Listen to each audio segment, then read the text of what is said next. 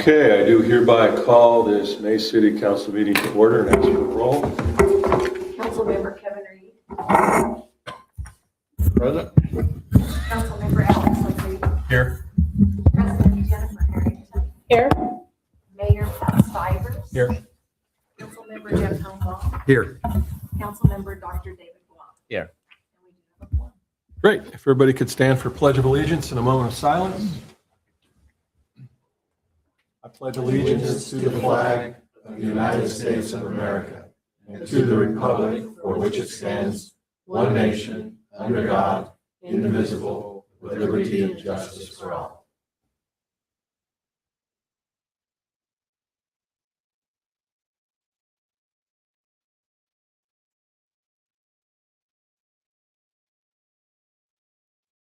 You be seated.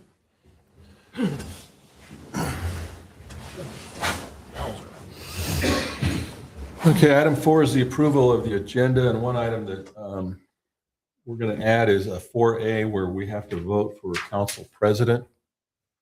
Everybody's been sworn in before the meeting, so we have a new council, which is the old council. But every year we need to vote for a council president. So I would ask for approval of the agenda if there's any, unless there's any other changes. Anything from staff? Anything from council? No, sir. If not, with that one change, I would ask for a motion to approve the agenda. I would move that we approve the agenda with the amendment of council president renewal or I'll second that. election. Got a motion and a second to approve the agenda with the one change. All those in favor say aye. Aye. Opposed, motion carries. So we'll go out of 4A, which is the motion from council to approve a council president. So if anybody wants to make a motion for anybody, now is the time.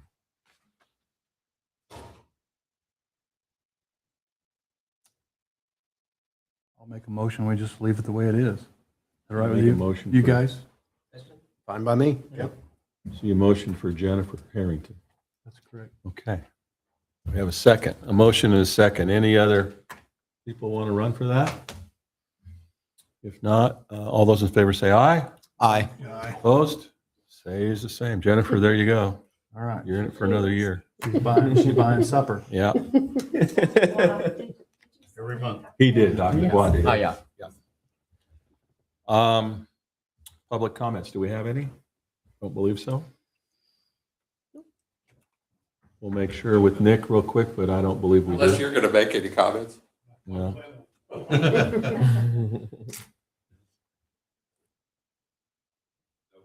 Okay, no public comments. We'll move on to item 6, which is the consent agenda. I would move that we approve the consent agenda as presented. Second. Got a motion and a second to approve the consent agenda. All those in favor say aye. Aye. Oh, I have a quick question there. hold on. Yep. I was thinking that there was some discussion on the availability of the, what was it, the check verification that we were concerned about? Yeah, the positive pay. There you go. Thank you. Yes, I'll just be honest, with the year end, I am currently working on getting those moving forward to work with that. And Halstead Bank has gotten back to us and they said that it's possible in the near future, but right Oh, now they're okay. still looking at it. Great. So Thanks. Okay, so we'll go back to the consent agenda. I had a motion and a second. Let's go ahead and vote on that again. All those in favor say aye. Aye. Opposed, motion carries. Item number 7A is business conceptual design from 119th from 29th to Wilkinson. Good evening, Mayor and Council. Following the successful sales tax vote in August, the Maize City Council met on October 30th in a workshop to determine the priority projects to utilize those sales tax revenues. At that workshop, staff were directed to begin design work on the 119th Street corridor from 29th Street North to Wilkinson. When considering such a large project, it's important to ensure that as much planning effort as possible is done in order to best utilize those funds and avoid as many future headaches in the future as possible. Along the 119th Street corridor, there are several challenges to consider when planning this project, such as improving the safety with adding the sidewalks, ensuring drainage is thoroughly evaluated, determining the location of the many utilities along this corridor, such as natural gas and the transmission pipeline, as well as the station of 45th Street and 119th. Proper planning and prioritization will be important and a point of emphasis in the early going of this project. This has also been communicated with the proposed consultant. The other important piece of this project is construction funding. With this project being anticipated to cost several $1 million, grant funding pursuit will be paramount. Federal grant funding is distributed via the Wichita Area Metropolitan Planning Organization, known as WAMPO. This grant funding is competitive, so having a sound and well-prepared application means everything. WAMPO has unallocated funding available and a call for projects that will soon be opening for application submissions. The city of Maize has engaged with PEC to begin the design work on this project. I have attached the proposed agreement here to do the work. The scope in this work includes performing a hydrology and hydraulics corridor study, developing a preliminary concept and a project engineer's estimate of probable construction costs, a geotechnical report, and a final concept plan, as well as WAMPO and non-WAMPO grant funding support. As part of this project, PEC will include conceptual renderings to review when considering the future financial roadway sections and the proposed geometry, as well as breaking out the project into phases that are smaller and more actionable pieces to better align with grant funding opportunities. This agreement provides the groundwork that needs to be completed to adequately analyze the existing conditions of the 109th Street corridor to ensure future planning and decision-making are made with the best possible information. This work gets the project to approximately 30% design completion, and upon completion of this work, staff anticipates entering into another design agreement to complete the design of that first future phase of this project. I passed out a couple of sheets prior to the meeting. This is in reference to the conceptual renderings that PEC is able to do. What these actually are, aside from the aerial of the corridor, this is from a project they actually did. We're working on for 37th Street between Hydraulic and Hillside. And then the other photos that you see are actually still shots of a 3D model that they develop, and they can actually fly the whole corridor. And so that we could see the geometry of the street layout and how the actual intersection and the street and the sidewalks will all actually look. I know that was something that we discussed prior to making sure that everybody was pleased with how everything was going to turn out and how it would look. So with that, the associated cost for this work is in a not to exceed amount of $248,750. This work is accounted for in the 2026 CIP as a portion of the already programmed line for the 119th Street design of $1.25 million. And sales tax proceeds will be utilized for this work. Tom, the city attorney, has approved the agreement as to form, and we're looking for a recommendation from the council tonight to move forward with PEC to begin the work on this project. The team that's working on this project is the same design team that did the Academy Street project. Tim will be happy to share the continuous dreams he still has of working on that project. They do a really good job, and I'm looking forward to getting into this with them. And with that, I'm happy to answer any questions you guys have. Tim or I can answer any questions.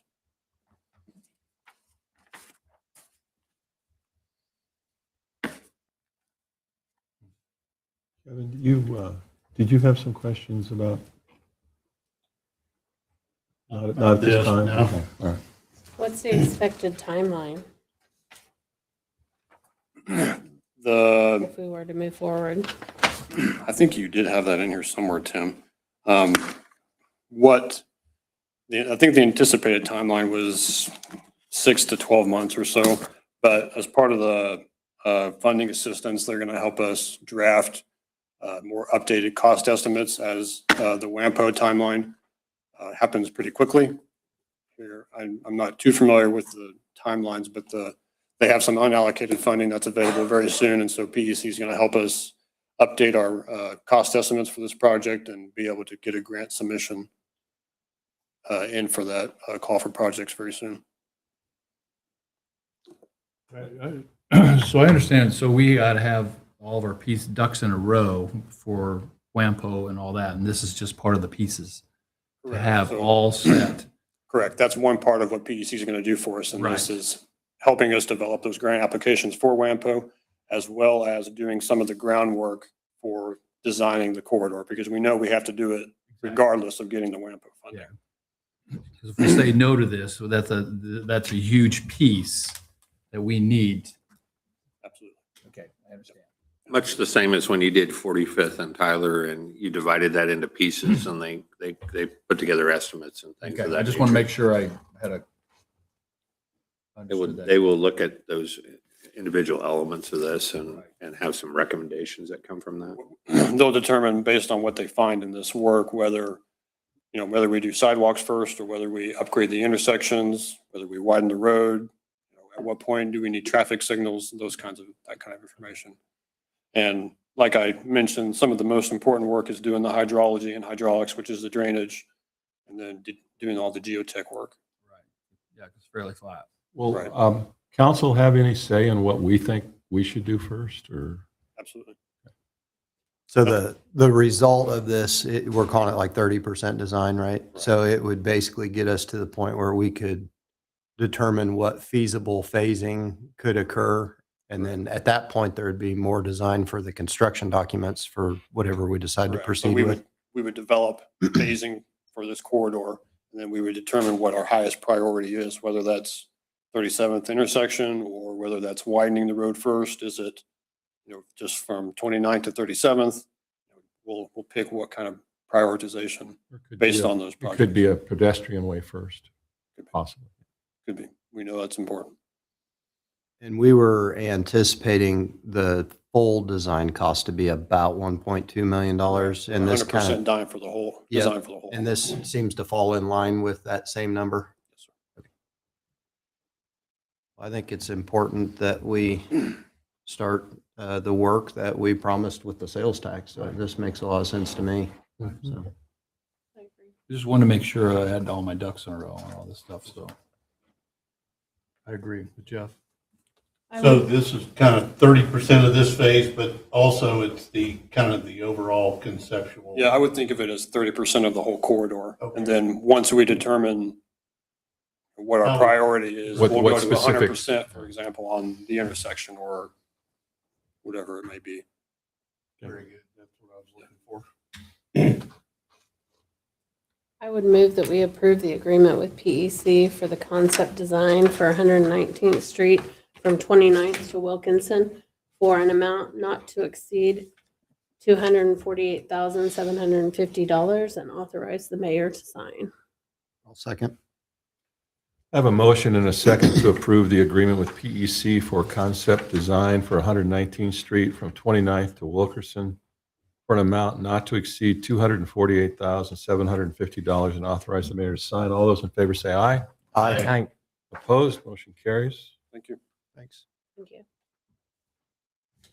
Item B, amphitheater shade structure bids. Take your time, Joe. Oh, no, I'm good. I'm good. I got an old car that's got a carburetor without a choke. You just, I gotta get a half block down the street before it starts running full speed. So. Well, I'm hoping this evening that I can walk you through this mess a little bit. Your package is pretty big. I waved off the architect. See how that goes. I've got him on speed dial if I need him, but I was kind of hoping to get through this without him. So back in June, Vince Haynes with Gravity Works was here to talk to you guys about some options for the shade structure. He showed you some concepts. We talked a little bit about some bid alternates, and he went forward from there. We received sealed bids on a base bid and two bid alternates back on December 16th from 4 general contractors. We had 8 general contractors at the pre-bid meeting, but only 4 submitted. Still, even with the 4, we got some pretty good pricing. So we had 3 bid alternates for this project, and they are as follows. The base bid would consist of 2 structures with a pier-style foundation, and we'll talk a little bit more about that later. Painted structural framing, lighting, power, aluminum tabletops over the piers, and an architectural aluminum panels with automotive grade finishes as the roof structure. These would each cover an area of about 25 by 50 feet, so they're fairly sizable. And this is the most visually appealing option of the three I'm going to talk about this evening, given that architectural feel to the Academy Arts District and the amphitheater area. Bid alternate one was the solar option, and this would remove those architectural aluminum panels from both structures and replace this material with a standing seam metal roof, which the solar panels would then sit on top of. And the solar panels would be wired to the green room and provide power to run the equipment inside. This would be a little less visually appealing and provide a more rigid feel to the structures in the surrounding area. And then bid alternate two was a base structure. Even the shape of the roof structure itself changes to just a flat square. This base linear pre-finished standing seam metal roof panel project or design was basically just to get the base, what would it cost, minimum entry fee to get us some shade out there. So it was really kind of the generic option was base bid or bid alternate number two. So I've got a few slides I want to run through here. The first slide here is a 3D view of the architectural version, looking from the stage out at the two structures. The panels are able to, on this thing, you can kind of see there's some light filtering through those panels. We'll get a little bit closer look at them here in a minute. But Vince went way and above on this one. So these panels were located out of state. There's a company that manufactures them out of state, and they had their designs on a website. And the cost to bring those panels in pre-finished was astronomical. So Vince went out and found a local shop that's experienced in making these types of panels. You'll see them around town on some different structures, but they're 1/4-inch aluminum, and then the design is cut into them with CNC machine. And he was able to shave $200,000 off the cost of those panels by having them locally produced. Slide 2, if it's going to go for me, or I may have to call on Vanna because this is not working for me. There we go. Slide 2 is a view of architectural panels, kind of a visual feel of what the panels would look like. Now, those are just white, uncolored panels, but the panels finished for this project would be painted in colors that would coordinate with the panels on the roof of the amphitheater itself, those different blue hues. So they would be painted again in an architectural feel. You'll see that the ends of that channel aluminum or that channel steel is open in this image, but they would be boxed because you don't want birds getting in there. You don't want water getting in there. You don't want things. So they would actually be boxed and closed. Slide 3, wrong way. There we go. Slide 3. This will show a little bit better image of the pier supports. So when we first started this, the idea was to pour additional pad to support these panels, but it would have required ripping up some of the existing concrete to make that happen, for that pad to have the significance to hold that structure. Vince was concerned about tearing up some of our existing concrete and then pouring new, because then you would have mismatched concrete, and he really didn't want that to happen. So we went out and had some geotech done, check the soils, substrates to see if the soils would support piers, and they would. So we went with the pier design, and what that allows for, you'll see those round white little structures right above the concrete piers, and what those would be a finished aluminum like bar top. So he just said, let's use that space for something. So if people are there enjoying a concert, or if they are there with the food trucks or whatever, they could use those tables around those pillars to support eating and drinking. They're actually the right height.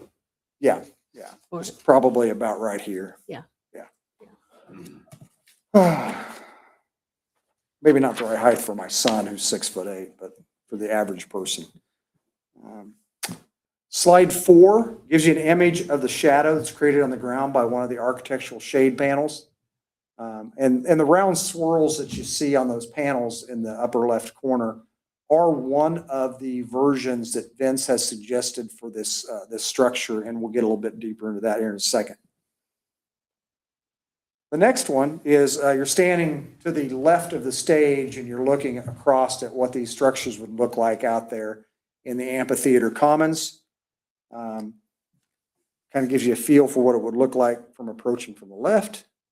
And then this is actually up on the bluff or on the grassy knoll, looking down at the stage, and you can see through the shade structures, and that kind of gives you an idea that, yeah, if you're up on the grassy knoll, you can still see the stage from up there on the knoll. Slide 7.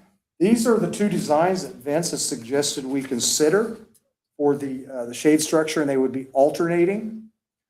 One is called the drip pattern, and the reason he chose the drip pattern is because we actually have circles in the concrete out there at the amphitheater, and he thought these would complement those circles, so it'd kind of keep that same theme from the roof structures to the concrete. And then the other one he suggested as the alternate would be the Hitchcock pattern, which is the birds. And it's always a discussion item.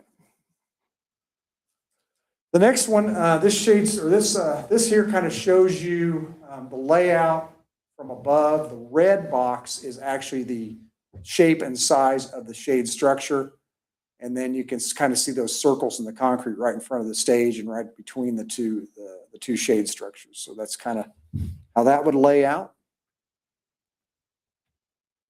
And then this is what the side of the base bid would look like. You can see that the roof structure's got two different angles to it, and it kind of gives it that little bit of an appealing look from the side. I put a red circle around those tabletops again, so you can kind of see where they would be on those structures. And then these two, the one on the left would be what it would look like with the solar panels. Again, you would get the two shapes on the roof, but the solar panels would sit on top of standing seam, and right below it is kind of how those solar panels, those rectangles laying out in the center of those four quadrants is kind of what the solar panels would look like on top. And then your bid alternate 2, which is going to be our generic bid, you can kind of see that's really pretty plain Jane. So that's that. So the engineer estimate for this project back in May was base bid was $357,000. The all-in estimate of solar panels and green room tie-in was about $522,000. Pretty significant jump to go with the solar panels. Bids received were very favorable to the project. So the low base bid, which is the architectural panels, came in at $337,000. So it came in $20,000 under base, or under the engineer's estimate. Low bid alternate 1, which is the solar, came in at $397,000. So you add another $60,000 to go solar. And then low bid alternate 2, which is your generic option, came in at $214,996. So all of the options came in under what we expected we might have to pay. So we're good there. An analysis of the return on investment for solar was covered under the analysis section in your agenda report. The city spends about $1,500 a year on taking care of the power, heating and air, et cetera, at the green room. If we were to go out and pay for this under bid alternate 1, not considering any tax credits, which I'll talk about here in a second, it would take us about 10.5 years to pay back on that $60,000 of additional spending that we would pay out to get the solar. Under this is actually what it's called, the OBBBA, the One Big Beautiful Bill Act. 2025 still allows for full recapture of tax credits. Maize could see up to a 30% or $119,000 deduction from this project in arrears, which means we have to pay up front and then we submit for the tax credit and hopefully get our check. Bringing the eventual expense down for solar to 278,000 or 59,000 below what the base bid for the architectural structure was. This is a reimbursable expense and the city would have to pay the full cost up front. It should be noted that this project is aligned with the Maize 2026 to 28 strategic plan under Goal 2, enhancing amenities and improvements in the Academy Art District. Funding was set aside in the 2026 budget under the Convention and Tourism Fund and the Capital Improvement Fund. The Capital Improvement Fund can support this project and complete the other planned 2026 projects as adopted. If the council takes action to approve one of the bid alternates tonight, staff will work with the selected contractor to draw up a construction agreement for review by the city attorney. In the bid tab attached to the agenda report, you should note that depending upon the bid alternate, there are different low bidders, which is interesting as well. The base bid and bid alternate 1 are both low bid by Conco. Bid alternate number 2 is low bid by Commerce. So the timelines for completion are as follows. So if Conco is the selected contractor for either the base bid or bid alternate 1, May 22nd, 2026 would be their completion date. If we select Commerce, Commerce is guaranteed that to be in place 180 days after a notice to proceed. So the council may choose from any of the following actions or decide not to accept any option. Should the council decide to move forward, the following options are available. You can accept the base bid, which is the architectural, and direct staff to enter into a contract for $337,000. Base bid alternate 1, which is solar, for $397,000, or bid alternate 2, the standing seam panel generic version, for $214,996. With that, I'll stand for questions because I'm sure there's a few. So for bid alternate 1 for the solar, does that mean it won't have any design on It the, will not have any design. You'll lose all the architectural feel of it, okay. other than your roof will have two angles. Right. But you'll get the standing seam panels that you would get on the generic because you need to have that support for the solar to mount. And that would be then like metal roof type? It would be, sorry. What type of? It'd roofing just be a is it? standing seam flat metal panel. Flat. Yeah. So with bid alternate number 1, the solar, there's no guarantee that we're going to get the big, beautiful bill. Right now, it is law. It just takes some work for us in the back end to submit for that and get the check back. And So what was, if you did get that, it's at 397 right now. If you get the big, beautiful bill money, what's that knock that down to? 278, which would be 278? 278, which would be 59,000 below the architectural bid. So the most appeasing one would be the base bid at 337. If you're looking for the architectural feel in the Academy Arts District, that would be correct.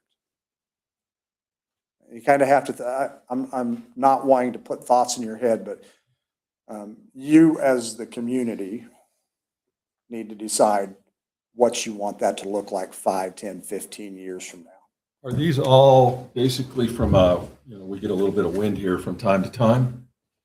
What sort of guarantees do we get from the manufacturers with regard to what they will withstand? So this is stick built on site. The piers are going to be several feet deep. Yeah, I'm not worried about the piers. Yeah, it's not, it's structural steel. It's probably not going to go anywhere. It's probably going to take an EF4, EF5 to bend those things out of the ground. Because it really doesn't have any wind load against it either, since it's flat roof panels. in the air. The base product on top, what is that? Is that made out of aluminum, you said? On the architectural, it's 1/4 inch thick. It's quarter aluminum, inch. architectural aluminum. And then Hail painted with damage wise. automotive. Yeah, we're gonna paint it with automotive grade paint, so it will hold up a lot longer than a standard paint. So that's on your base big Base bid. bid. architect. Yeah. And So, that's what I'm looking Getting at. back to the solar, we've had issues with, not issues, that's probably a bad word, discussions about solar projects in the past. And how long do solar panels last? We're being told that you can kind of expect the average to be around like 25 years 25. before you have to worry about replacement. And if we have a big hailstorm, what does that do? And who pays for it if it breaks? We would actually have a deductible, and then the insurance cover whatever, and I can't tell you right now what the deductible would be on that. Most panels have a 25-year warranty. Do they? Okay, good. That's good to know. That's not against hail. That's against Oh, performance of the all right. panel. So.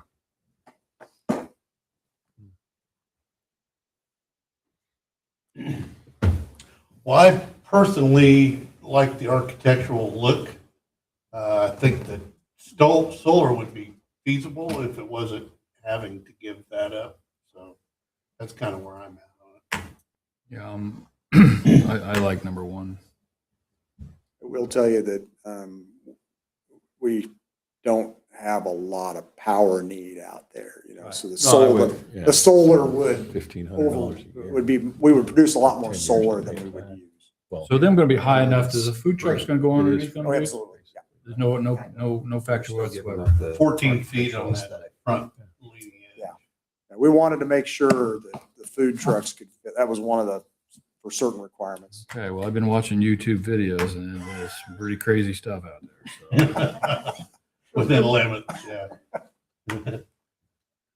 I do like the look of it better with the tabletop kind of design with the pillars and all of that. I'm not opposed to us doing the solar, but I don't know how much it's going to be worth it in the end to do that. I did wish that they had some type of architectural Solar. look component to it. If that could, in the best of both worlds, I would like for it to be a little more look to it, We but need a charging station. I'm not opposed to either. Well, we do have a car charging station over there on that. Yeah, So. there is at the park. It's still free, isn't it? Yeah. Yeah. For a while. Jeff? Your Oh, thoughts? I want to know your thoughts. I think I'm good with the architectural design option. I think that it fits the area really well. The solar, I agree, it doesn't make a tremendous amount of financial sense here. It kind of does after the tax credit because you're basically getting it for free, but you're giving away all those aesthetics. So I'm good. Doctor? I'm good with base bid as well. Kind of considering alternative one, but just we don't have any visuals of the alternative one, right? It's, So it will be I don't know what I would I mean, compare it to. He didn't give me any visuals other than yeah. those black and whites that I showed you up there on that. A standing seam roof. Nick, isn't that what we have on this out here at the main entrance? We have that little clear story that comes up, doesn't that have standing seam up on it? So, or like the maintenance building is a standing seam roof. So Okay. Yeah. it is a Yeah. metal roof. Yeah. Yeah, It's susceptible to hail as well. it is. Yeah. I mean, for the base bid, I mean, I definitely like the look of that, but in terms of the shape created, I mean, it looks good, but does that affect, the effect of the shade when you standing Pull the under slides back there? up, Tristan. It just looks good. Absolutely. I think it Right? does. Yeah. It will just, I mean, you're still going to have sun. right, will that lose the purpose Yeah, of so- this? I mean, it's just, yeah, it definitely looks good, but Yeah, I don't, personal opinion, I don't have a problem with filtered shade when I'm out. Kind of like being under a tree, you have filtered shade, right? It's breaking up that beating down sun, but your other option would be to have just plain metal roof where you just have complete shade, but then you kind of lose that feel. I definitely like the circles better than the Hitchcock. Well, you can say go circles all the way across. Yeah. I mean, that's, I would agree with that. Yeah, I think so too. Either way, though, like expectation setting here, like this is not going to shade that whole pavilion area. No. I mean, it's like you might be able to park Oh, I'm assuming we can get a food truck or something under Yes, there you can. still, right? So you might be able to park one. I don't know if you want a food truck under it though, because you want it for the people. Well, that's where people stand in lines. Well, I stand in line, I get it. We could put the food truck across to make the people stand in the shade to get up to the food truck too. That's, of course, that's the boss's other call side of back it. there. She's the one that gets to set that up and Fair. organize it. They're just coming out. Is there, well, speaking of that, is there any electrical to those things? There's actually electrical out there already. In fact, Well, I they're know. going to use, just for the lighting, and it's going to go on those structures, et cetera. They're going to use the conduit that was put in place during the construction of the amphitheater. So the Well, conduit was laid you know, out there. You know me, I'm all about the Christmas idea on that facility. We'll be able to light that bad boy up in the wintertime. And Christmas lights Turn around. some lights Huh? on 'em. Buying Christmas lights around. You can come out and help us. That's fine. So you say there is electrical there that, so when we. Yeah.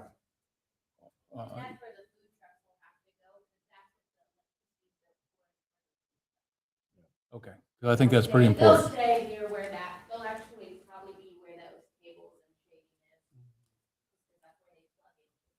Right, before the mayor had, like for the Christmas stuff, is there going to be, like, say, there'll be plenty of outlets for what he's envisioning on lights and stuff like that? You have outlets at each one of those piers. Okay, that's what I want to know. Your That's good. creative public works folks will have to figure out how to get the lighting wired up out there.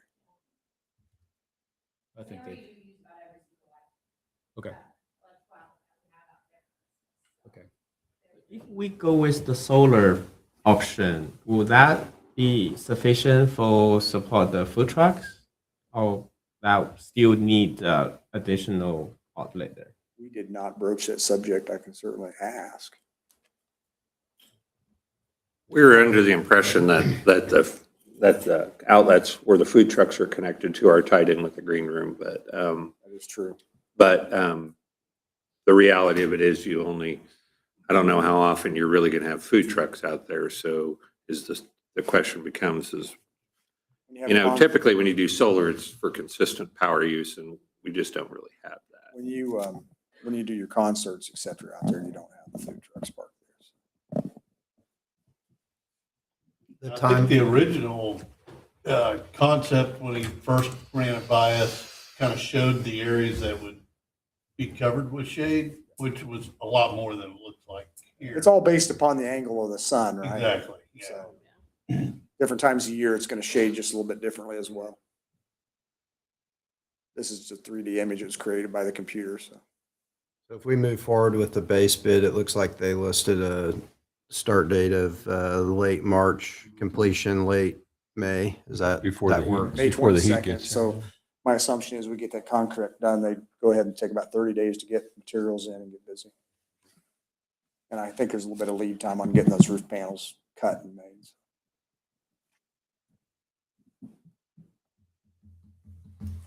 Anything else? If not, somebody wants to make a motion for one of those options. See what happens.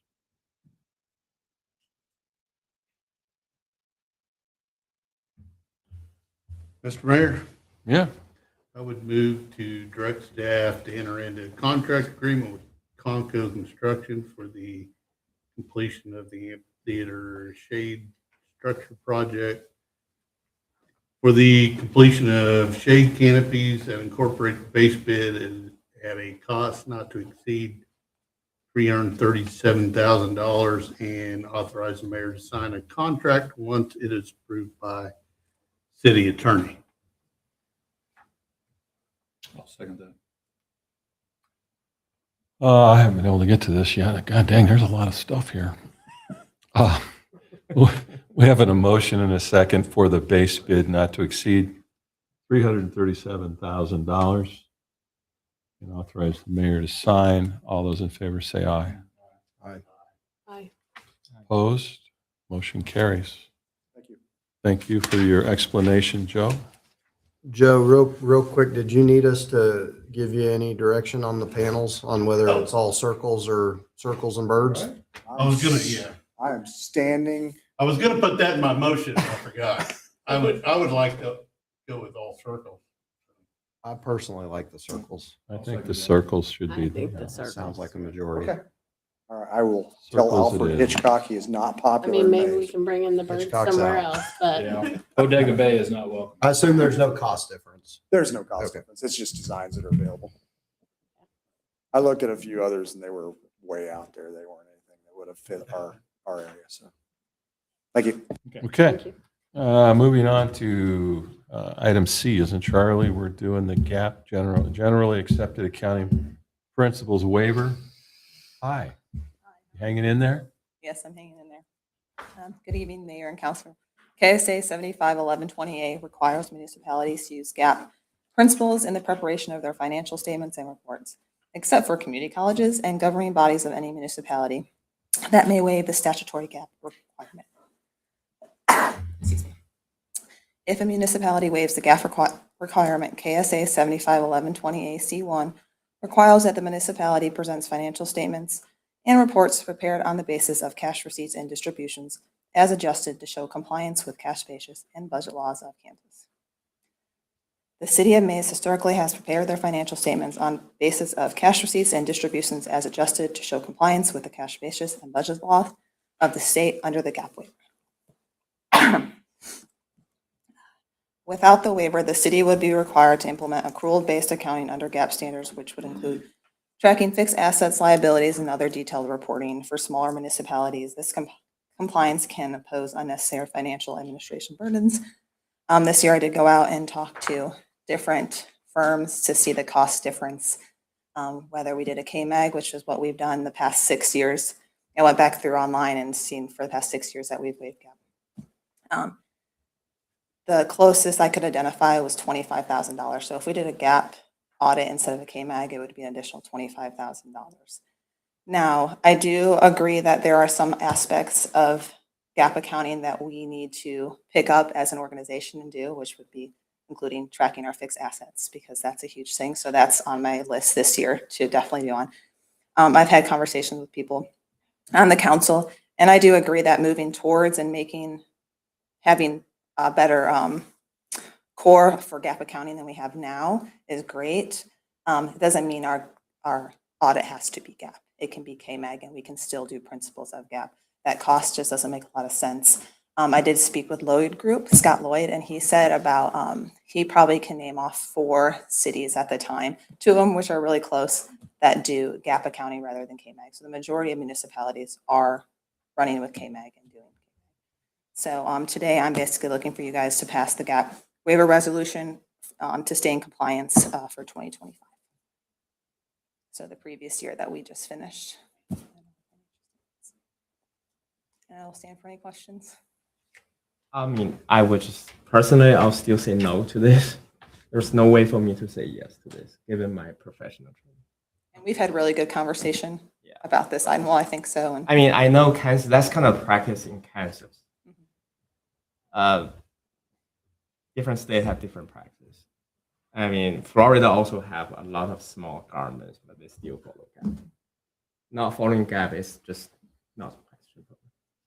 in school, that's what we're taught. Like in school, we're taught GAAP is the way to go. It is very, very expensive, though. It's very expensive.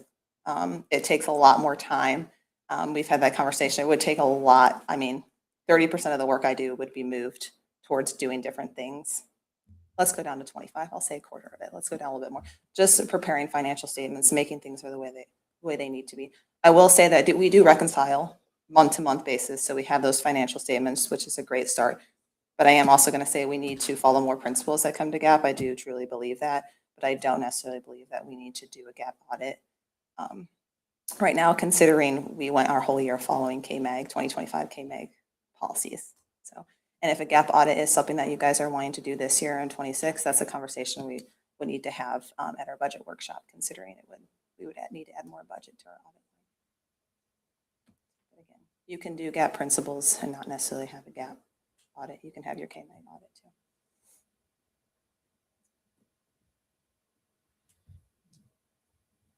Any other comments from anybody?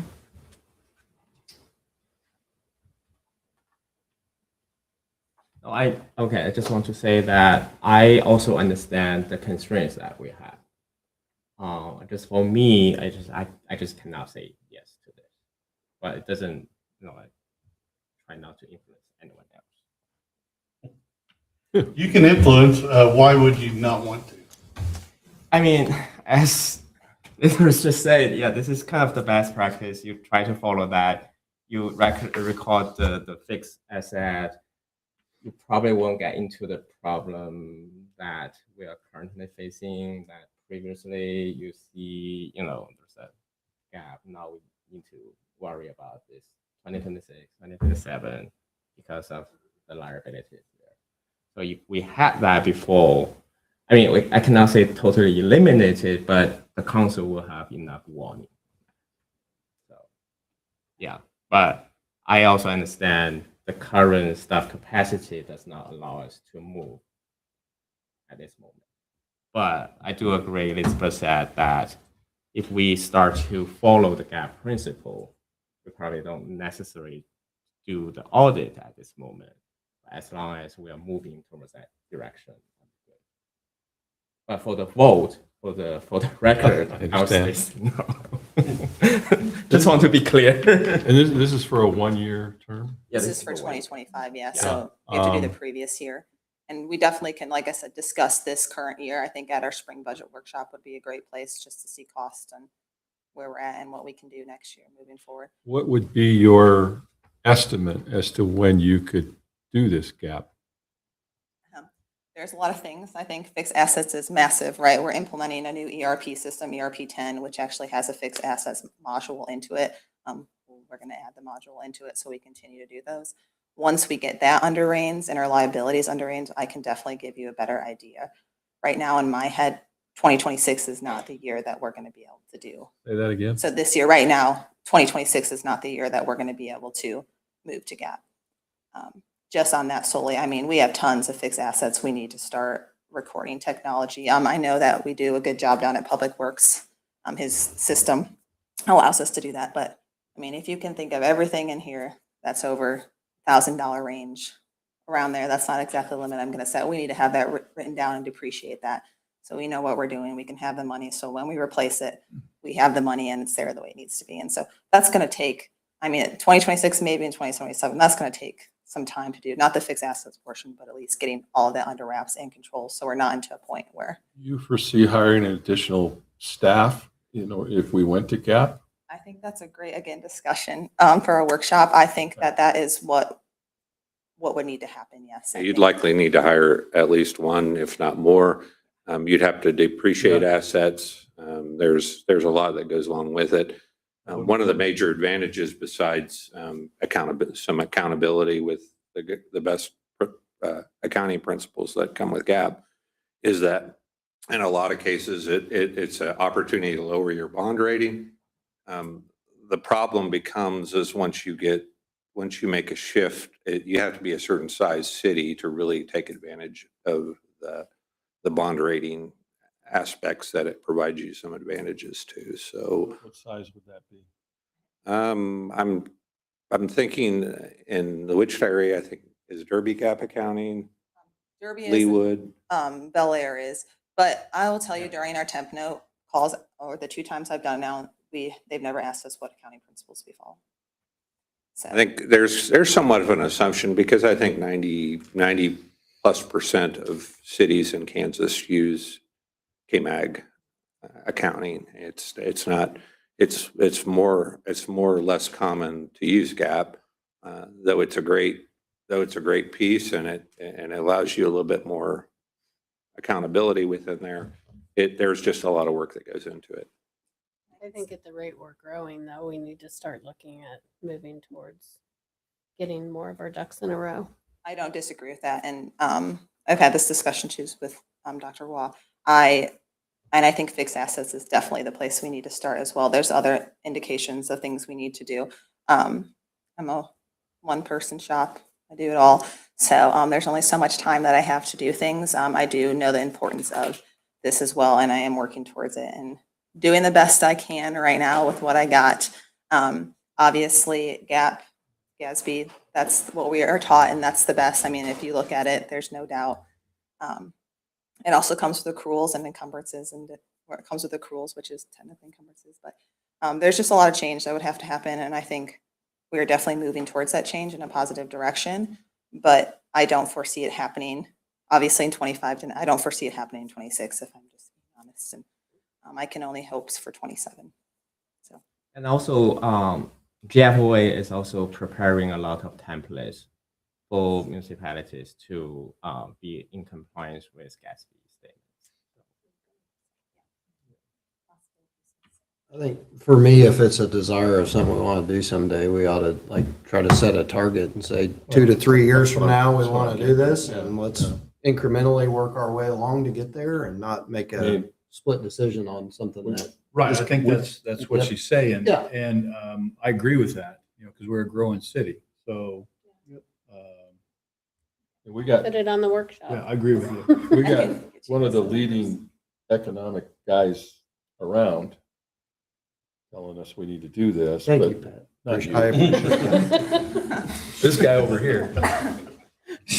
So I take very seriously what he has to say, but at the same time, common sense also tells me that we're not, We're not there yet. I don't want to lose you. I know you did it because you came from Bel Air, right? I came from Wichita 259. Oh, I'm Which also sorry, falls, wrong. yeah. I was That's thinking okay. Never mind. Sorry, I forgot. It's Tristan. Sorry, wrong person. Apologize. But I agree with what Jennifer's saying. I think we need to work towards knowing that this is a goal that we need to set.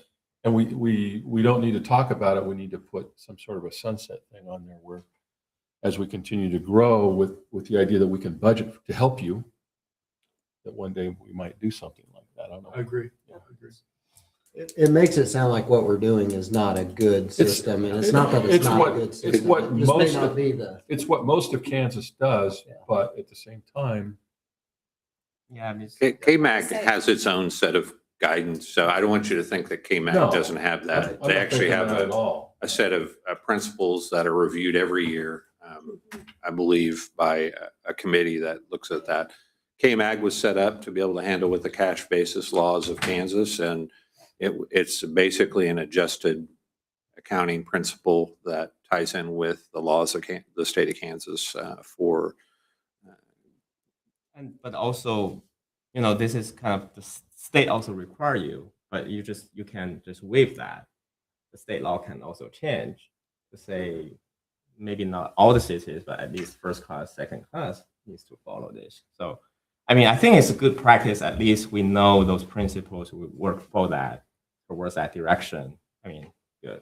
I don't think there's any doubt that the GAP principles, definitely that's what we're taught in school. That's, what we're taught is best. It's just the financial implications of trying to get GAP into the city. And so definitely at our budget workshop, I plan on bringing you guys some numbers at least to so you guys are aware kind of what that will be. So obviously we can plan that out. Another thing I will add is that I spoke with AGH. AGH does 259 audits, so I talked to one of them. There's not a lot of auditing firms that will do GAP accounting for our size of city right now. So it's another thing just to kind of take into consideration as we move forward. But we definitely can have a more in-depth conversation on what that cost will look like moving forward at our workshop.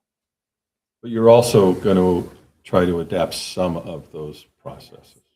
100%. What you feel you can do. Oh, yeah. And there's a lot. I mean, there's a ton that you can adapt. If you could necessarily adapt all of it if you wanted and not have a GAP audit. Now, is that best practice? Probably No. not. But you could definitely do it. Like I said, fixed assets is just huge. If we ever had anything horrible happen to our community and to this building, if we didn't have numbers to give to FEMA to replace those items, that would put us in a pretty bad position. So definitely. You can hire auditing firms too to come in and do that inventory system because it's huge task to get that done. So our system, we use at Public Works, remind me what that's called again? Cartograph. There's actually a little way for it to go into Encode Tyler 10, which is, so we are looking into that and are getting the cost of that so we can have all of that together. Sure. Yep, capture it all. So. Mr. Mayor, I would move to approve the gap waiver resolution for 2025. I'll second. I got a motion and a second to pass the gap waiver resolution for 2025. All those in favor say aye. Aye. Opposed? Aye. Motion passes. Good discussion, guys. Thank you. Thank you, Doctor. You're good to go? Yep.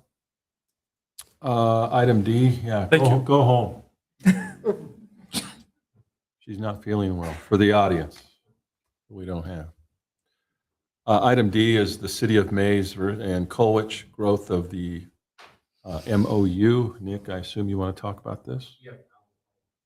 I'll talk a little bit about this. For an extended period of time, much longer than I've been here, there's been a standing agreement between the city of Colwich and Maize that the growth area for Colwich ends at 135th Street, particularly north of 53rd Street.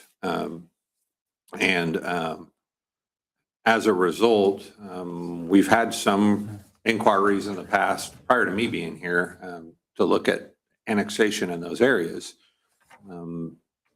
Trying to be cordial neighbors, and we've had a long-standing, it's basically been a handshake agreement with Colwich to make sure, to indicate that we wouldn't do any sort of growth extension beyond there. Well, as time has come along, we've seen tremendous amount of growth, so much to a point that we actually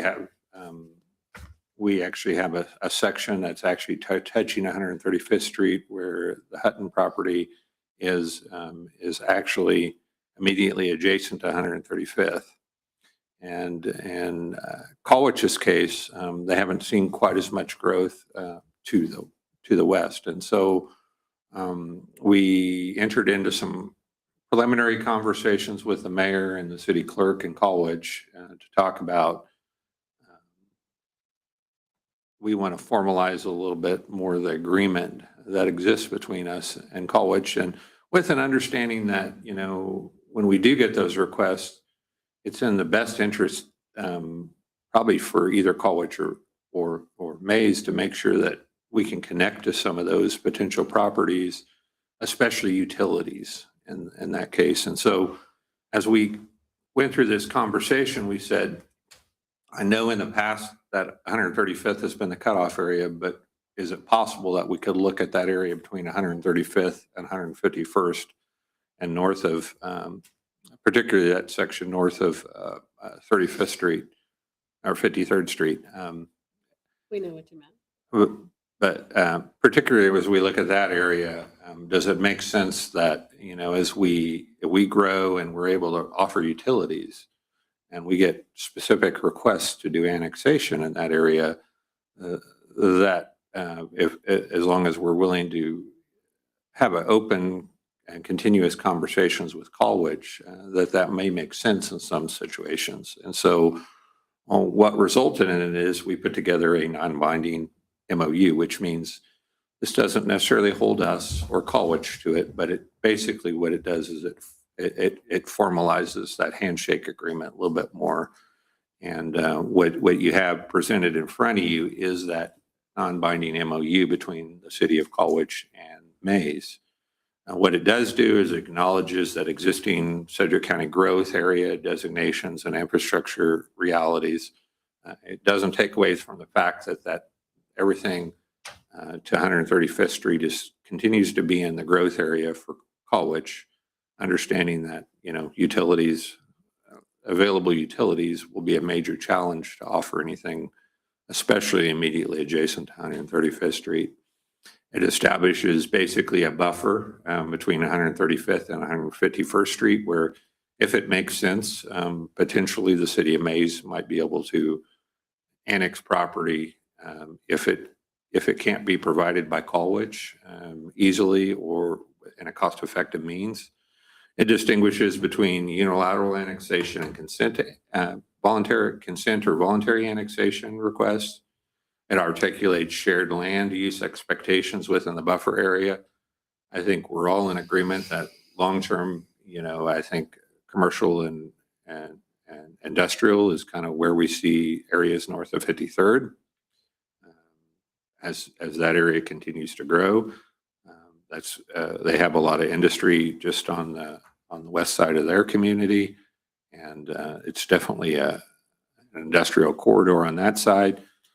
In the same breath, you look at potentially residential on the other side of 53rd. And so we kind of tried to put that into the agreement, so we kind of understood that where we both see growth within our communities. And we emphasize communication, cooperation, mutual sensitivity to future growth opportunities, that we continue to have an open relationship. If we get a request, we would know, it would be, as part of this agreement, the expectation would be that we notify Colwich that we've gotten the request, and we want to be very open to that. We don't want to be adversarial as far as that goes. And so what this agreement essentially does is it creates more of a understanding that we will continue to have that relationship as we look at areas within that growth area from 135th to 151st. And so we would be the first to approve this. In my conversations with the mayor and the city clerk, the hope would be, if you guys approve this today, we'd bring it before Colwich, and they'd also sign the agreement. I mean, that things can always change. That's one of the reasons it's a non-binding agreement, and it doesn't necessarily hold any one of us to that, but it does create an understanding. I'm standing for any questions that you might have on this. It has been reviewed by the city attorney, and it's also been reviewed by their attorney. And so I think, assuming that both you and the Colwich City Council are willing to do it, I think it really does a good job of formalizing some agreements and some solid understandings.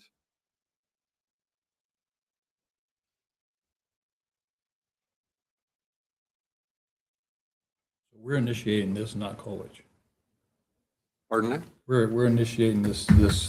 It was a conversation we had initially before we ever brought this up. We had the conversation. We had a lunch together. Oh, okay. We were, quite frankly, I was a little surprised that they were open to it, quite frankly. And I mean, it's entirely possible They brought it up. it's entirely possible we approve this, and they may have different people on the council that feel differently about it. So We just wanted to know what their flavor was when we went to lunch. And Okay. Yeah. Because, we've always had that handshake deal, and I would argue with that. I don't think we ever had a handshake we deal. we did. Not as a council. Well, you could be right. Yeah. it's entirely possible We tried But to, I knew we about tried to do that, but they never would Come to table. come to the table and agree on it. So that's as far as. Well, there was always the understanding that we didn't want to do to them like Wichita was doing to us at one time. Well, So we wanted to back be then, yeah, it was strategic that we come together on that. correct. And they. Well, blew we us off. wanted Colwich at one time. We tried to help them, Right. with some of our people Correct. to, I won't get into the politics of Yeah, it, but right. that just kind of fell flat. Neither here nor there Yeah. at this point. Fortunately, what we were protected against hasn't happened. Right. I see our city still growing, and I think this can't hurt to have some understanding out there that lets both cities know that if they're not capable of doing some expansion of those types, that it could definitely help our city to be able to take on that burden to help our area grow. once an area doesn't have public utilities, it becomes very tough to add those public utilities at a later date. So For sure, and I assume their city is not as versed in doing all of the utility development that we've been And doing. they're quite a ways away from being able to provide any sort of utilities, at least right there on 135th. Now, if they have a part of their growth initiative, I know they've got a different governing body right now, and that's very growth oriented. That could happen at some point, but we all know how expensive utilities are, as you're going to see in the next item. We'll talk a little bit about that, but there's definitely some challenges with being able to provide utilities all the way to 135th. and potentially even to 151st for Colwich. It is quite pricey. And so I think this continues to build the relationship with Colwich would be my hope by having this agreement. But it also has an understanding that it may make sense that sometime for property to be annexed into Maize that might be in that buffer area.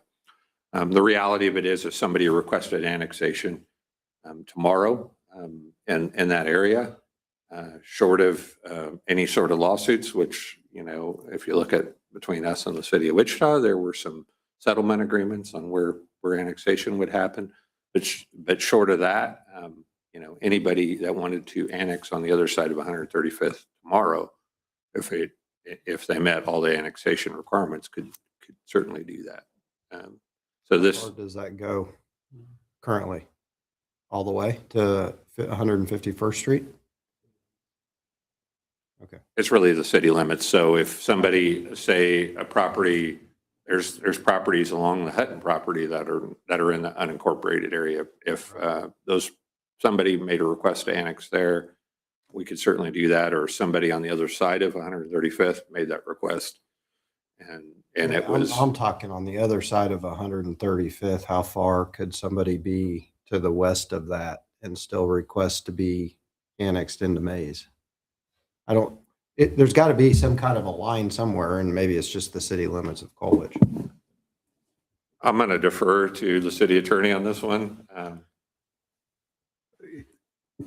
What Nick's referring to is there's laws on annexation that require certain boundary lines to apply on both sides.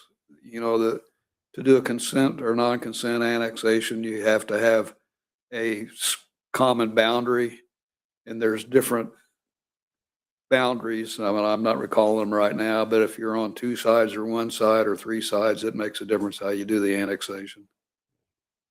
So essentially, for purposes of annexation, the land that's coming into the city has to touch the city.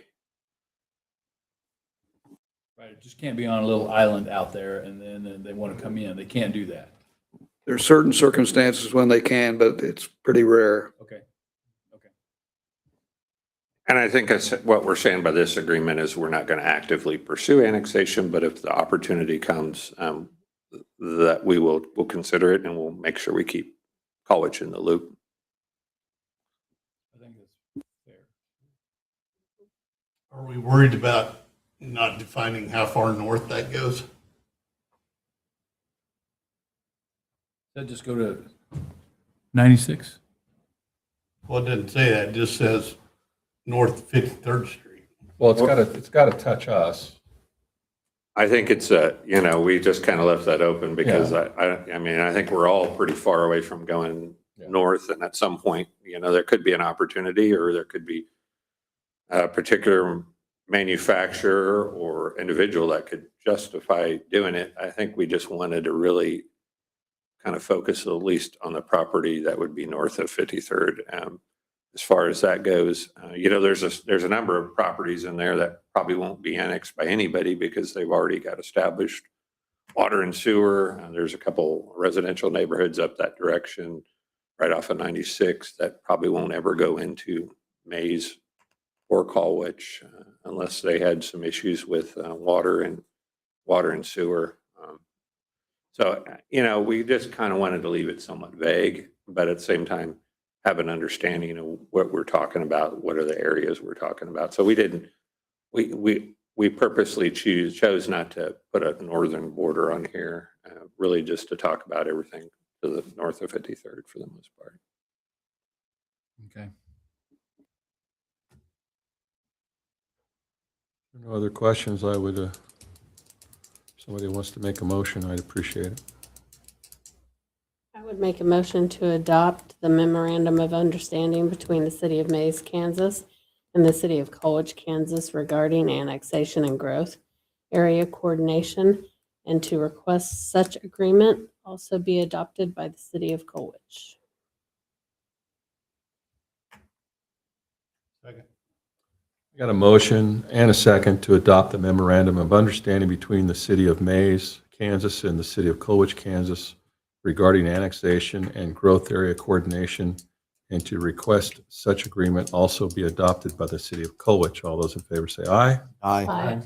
Opposed, motion carries. So what happens if the city of Colwich says no? No. Nothing? Then we don't have an agreement. Nothing. Okay, all right. So we'll certainly leave that. I'll report back to you after Okay. we find out what Colwich is, whether they're willing to support that. Item E, policy on special assessment financing for public improvements and developers agreement. As you're aware, the city of Maize regularly finances public improvements through the use of special assessment financing. We already have a policy in place, but it has been updated for a number of years. I think it was last adopted in '96, and it was revised again in 2019. Proposed, what we're putting before you today is a proposal to revise that version once again, which would replace a number of the existing sections. I won't go through all the details of that, but kind of line those out in bulleted points here. It kind of defines project. I'll maybe hit some of the highlights here. Creates detailed developer deliverables with required engineers' estimates, owner list, cost distribution methods, and standardizes the development agreement. So there's really two parts to this. There's the special assessment policy that we'd like to update, and then there's a developer agreement. It's not uncommon that communities have understandings, development agreement understandings with developers that come into a community. And what this does is essentially it formalizes the expectations that the city has for a developer that's coming into your community. If you look around the metropolitan area, you'll see that a number of communities are already doing this developer agreement. So what we've done is we prepared some changes to both the special assessment financing policy and also to the developers agreement to adopt what we call a template. That template may change and be modified based upon some of the aspects of the project, but when sitting down with staff, we felt that the aspects in this template kind of covered some of the challenges that we deal with sometimes when we're dealing with developers. And so what we've basically done is made those modifications to both to the special assessment policy and proposed a draft template of the developers agreement that you have in front of you today. We think it's best practice going forward, and it makes a lot of sense to go this route. There's not a lot of material changes to the actual special assessment policy,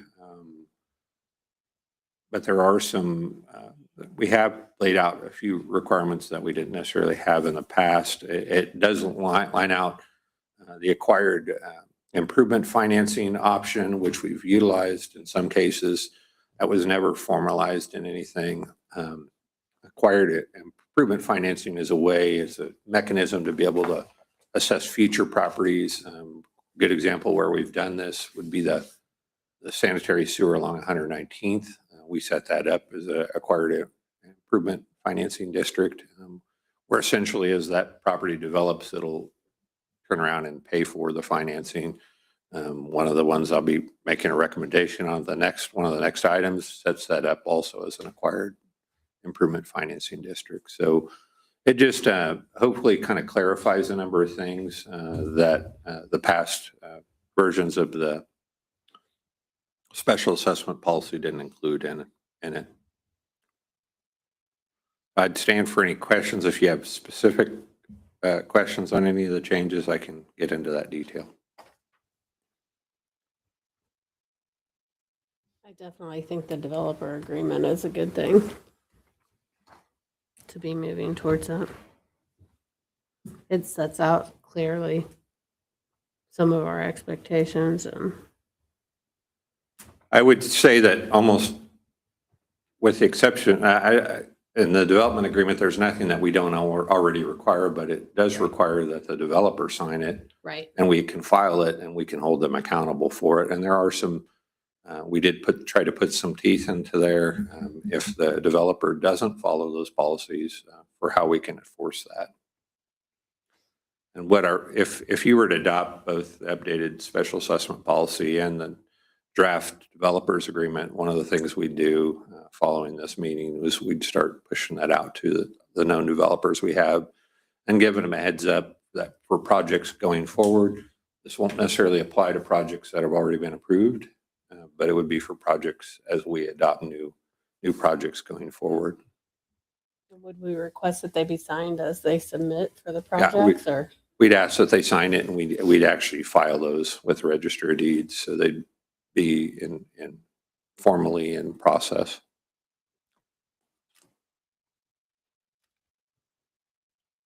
Just a comment, you've got to establish a 20-year standard for special assessments. I know somebody had floated a 25 at one time, not too long ago.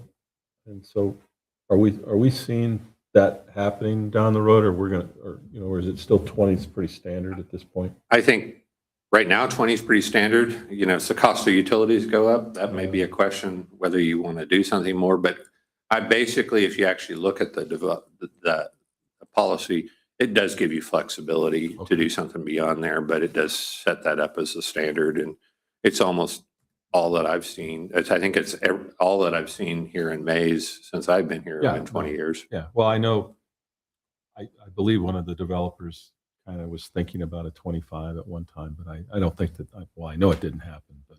And we wouldn't necessarily be opposed to somebody wanting to do less time, but Oh, yeah. obviously,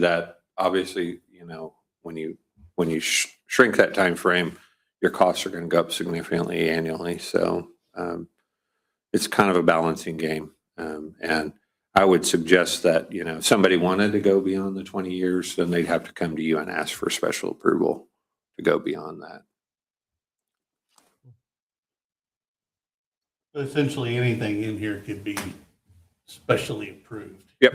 Yeah, it gives a lot of flexibility for the council to do things outside the norm, but what it does in my mind is it sets an expectation for developers that are looking to develop in the area. It says, here's what Maize typically does, and here's their policy, and here's what we're going to expect as far as the developers agreement going forward. I noticed the area in there about sidewalks. The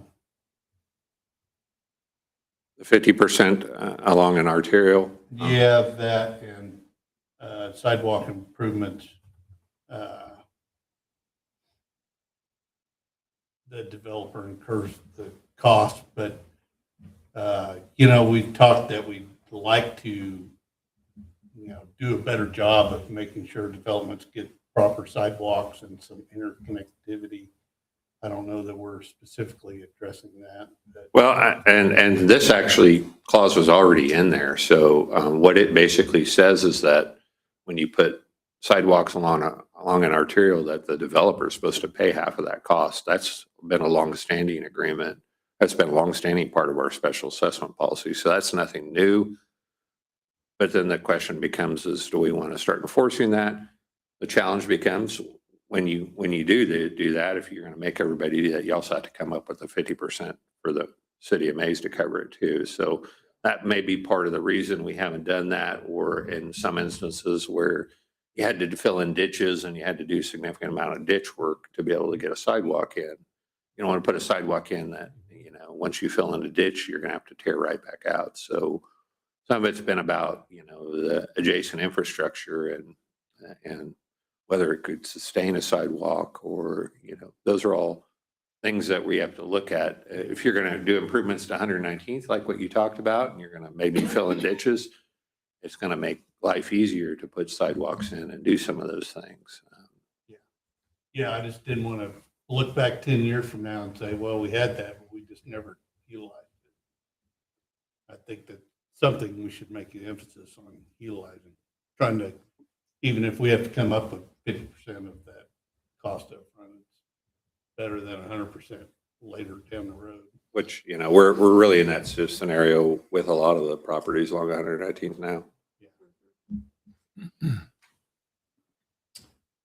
Mr. Mayor? Yep. I would make a recommendation to adopt the revised special assessment financing for public improvement policy and replace all previous versions of the policy, and two, adopt the City of Maize Developers Agreement template, which is subject to the modifications on the individual project based subject to dependent on the complexity of individual project. Second. I have a motion and a second to adopt the revised special assessment financing for public improvements policy and replace all previous versions of the policy, and also to adopt the City of Maize Developers Agreement template, which is subject to modifications on an individual project basis, subject to dependent on complexity of individual projects. All those in favor say aye. Aye. Opposed, motion carries. Last one. It's a doozy. We're doing good, Mr. Mayor. This is going to take a little while. Ark Church Water and Sanitary Sewer Extension. Discussion and direction. All right, Jeff, you pay attention now. As you're aware, when I first got here, one of the first projects that was proposed was to Ark Church to do an extension of their worship space. And one of the conversations that happened early on was, do they need additional public sewer that would lead to there and would allow them to public sewer and public water to be able to serve those particular properties. At the time, I wasn't really involved in that discussion, and only later on did I find out that the conversation led to, oh yeah, go ahead and put in your own private utilities.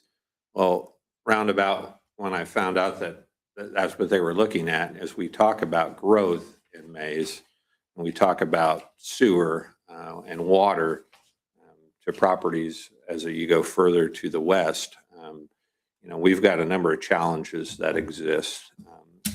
The sewer line on 53rd Street is nearing capacity. I can't tell you how many additional properties we'd be able to serve with that sewer, but a major challenge is being able to provide sewer to properties, particularly those north of the railroad, the K&O Railroad that goes through town. We just recently did a lift station for Charlotte Pipe. We sized that lift station to really handle Charlotte Pipe and potentially any future expansions that they might have. So even though we did that, it doesn't solve all of our sewer issues. So as you look at where the community continues to grow, being able to provide additional sewer along K96 to serve those properties north of the railroad is going to be absolutely critical. So when we originally had this conversation with the church, we said, okay, they'd already actually done some design on a private sewer, and they'd gotten some designs, and they'd actually gotten a quote on actually putting private sewer in. It was about $200,000. When we started to look at this, we said, does it make sense that the church would continue to be a partner with us, and we'd take additional costs to do an upsize sewer to get past the church's property to the property immediately to the west? Does it make sense for us to work with the church and partner with the church, so the church still pays some of those costs, but we actually are able to bring sewer to those properties to the west? And so what we ultimately did and what we brought to you was to do an agreement where the church would pay $200,000, which would be what would cover their water and sewer if they were to do it on a private basis, and that we'd upsize the water and sewer lines and we'd put them a little bit deeper to be able to serve a longer stretch that might be able to provide water and sewer past 119th Street. And what we did at that point was we went ahead and reached an agreement. We did a petition with the Ark Church that kind of froze their amount at $200,000, thinking we'd have to carry about $500,000 to upsize this and bring it to the next property to the west. Well, roundabout, we took bids a couple weeks ago, and unfortunately, the engineer's estimates on this property were not accurate. The major factor in this particular and those estimates had to do with the water table. Water table is 5 to 7 feet below the surface, and the big factor that impacts this is that the project has to be dewatered. The water portion of it actually came in below the engineer's estimates. So it's the sewer, which is the piece that basically doubled the price, which the city would be required to carry until that property develops into the future. The way we wrote the petition, the church would continue to pay that $200,000, and the additional $500,000 would be carried and paid off by those properties as they begin to develop. Well, what essentially happened is we doubled that other portion that had to be carried, and so instead of being the approximately $700,250, around the $700,000 mark, it doubled it, and essentially puts almost $1 million that we'd have to carry on that property. The reality of it is, at some point, we're going to have to put that sewer in, and the question becomes: is this still the best time to do it? While we still have a partner in the church to help cover that $200,000 that gets us there, or do we wait and we not move forward with these bids, ask the church to go ahead and continue with their private sewer? In my mind, it makes a lot of sense to go this direction, and partially because we've had a lot of conversations with developers in that area, and if we want to see this happen, the thing is, we're going to have water and sewer to that area and to be able to serve that area. So it does put an awful lot that we might have to carry. The one positive is we've had some conversations with our bond attorney. There's several ways that, besides just carrying those costs, and as that area develops, they pay their portion, similar to what we've done on 119th with that sewer. Another option would be to use TIF financing, and we've had some conversations with our bond attorney that if we move forward with this project, at some point, if we decided to do a TIF and we decided to do reimbursement through property tax in a TIF district, that this would be an option available to us. So we're kind of at a crossroads right now. If we want to continue to see growth, we move forward with this project and know that we're going to have to carry some of the costs for a portion of time, not knowing how quickly it'll develop. Though we've had good conversations with developers, nothing is a guarantee. But at the same time, we know at some point we will have to do additional expansion to be able to serve water and sewer, particularly north of the railroad tracks. So at this point, I've tried to provide some options. First option is we move forward with the project, even though it's doubled in price that we'll have to carry. And we may have to make adjustments temporarily to some fees until that time comes. And we may have to carry some of those costs. The hope is that, once that area develops, it'll pay it off. But it does mean we carry some of the costs more in the near future than as that property begins to develop. The other option out there to you, and if that's the option, because of timing of where our temp note is, we'd ask you to pass a number of things that we'd need to do, and I can get into that if that's the option that you guys choose to pursue. The other is we modify the scope of the project. We can always cut it back to basically serve the church and the church only, but we'd still have the upsized water and sewer lines. The downside to that is means we'll pay the cost of dewatering that project twice. The major cost in this whole thing is the dewatering, and basically sinking wells in there to draw down the groundwater so they can get in there and open cut and put sewer in there. if we defer that now, we'll probably have to pay it at some point in the future anyways, when we do it. Which, in this case, it wouldn't have the church as a partner paying at least a small portion of that. The other one is we discontinue the public project. We tell the church, move forward with a private sewer. That doesn't come without some challenges as well.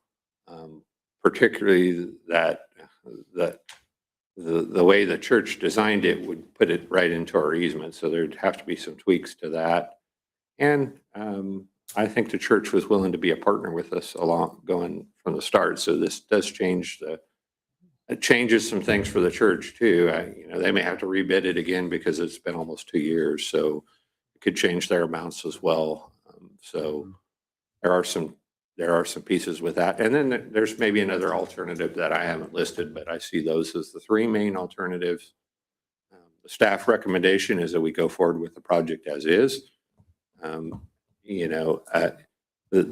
challenges that go along with modifying the project means that we're probably gonna have to reject the bids and have it redesigned. And there's no guarantee that it's going to be that much cheaper because we still have to do dewatering with that option.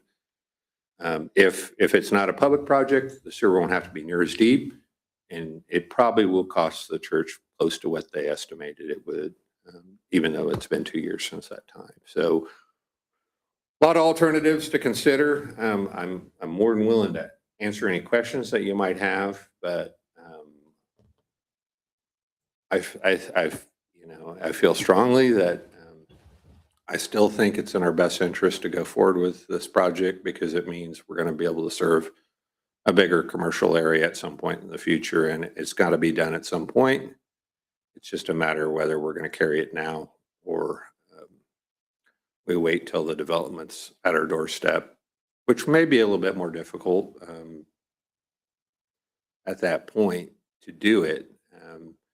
And what you won't have is the partnership with the church to cover at least 200,000 of that project, which in the scheme of things, though it's 200,000 out of 1,000, almost $1,300, it's something. So.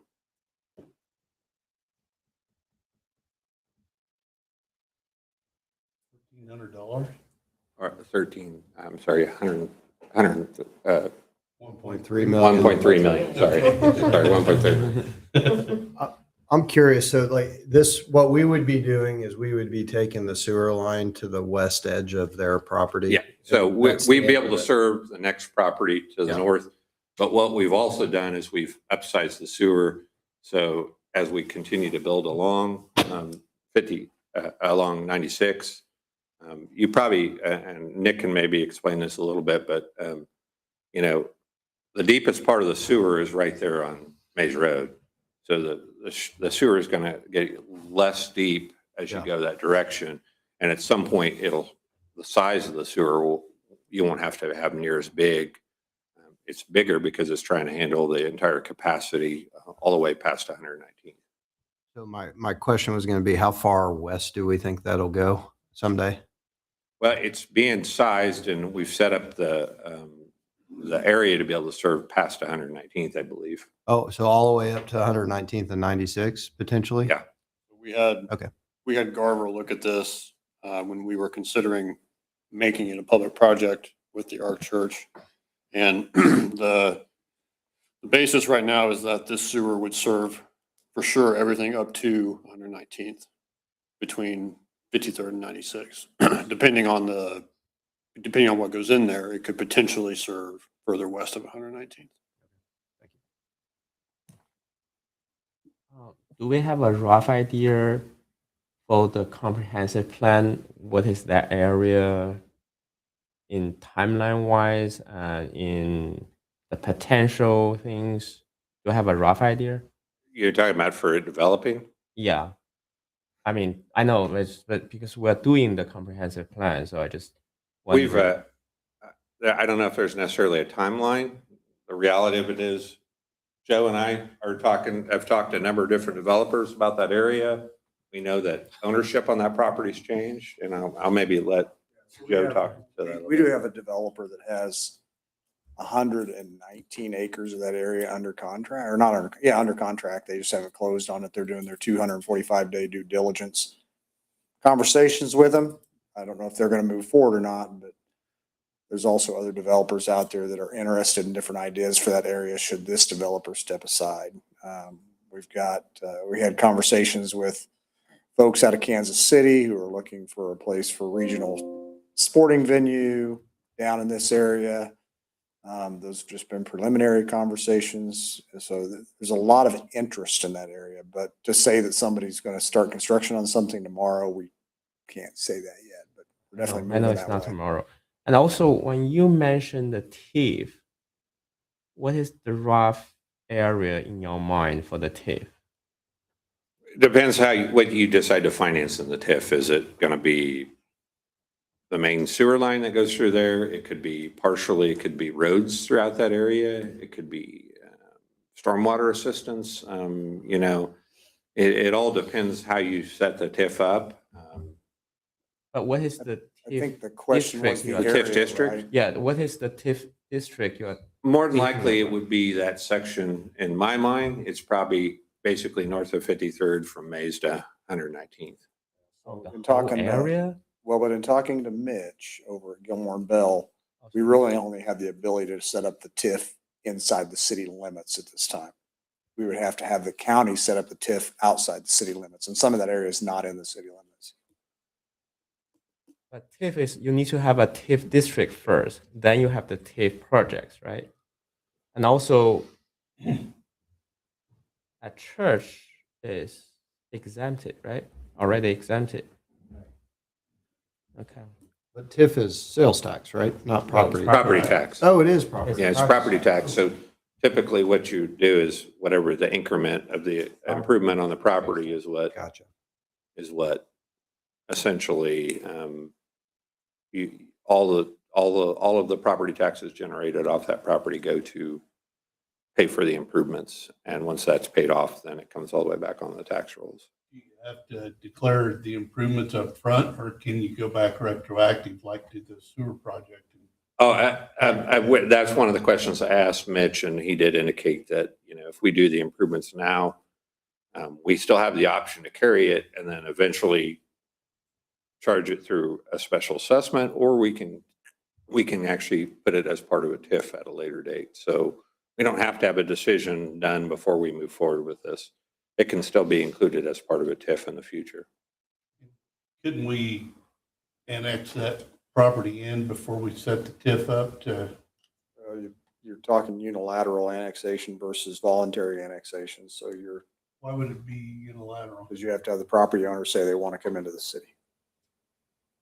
Well, so. Now, we do have that area that was the pumpkin patch, recently sold to a housing developer who wants to put 50 some odd single family homes in that area. And he has approached the city about bringing that. Well, that's a good question. Yeah. Is the boundary What is the 96? Where's the boundary there for Maize in that area? It goes past 96, I think. I mean, I'm just trying to match. I think there's a carved out piece in the middle that's not part of Maize, and I think The Klepny property is in Maize, but out north of the Klepny property is not. I don't think Ramsey's is. the Cramner grass property, I don't think is in Maize. But I believe you can also, and we're gonna learn a lot more this week when we talk about how we potentially set up the TIF, but all I'm trying to say with the potential of the TIF is there may be more than one way to pay it In our boundary. So. and to carry those costs The right away. the current developer Because that's he was got his talking about this whole 245-day square due mile. diligence thing, what is his idea as to what he wants to put there if he wins? So their model is 2 anchor big box stores followed by a bunch of retail around. It is That's their commercial- model. Commercial retail. Yeah. The challenge is, to be quite honest with you, they were very excited to get a hold of the property.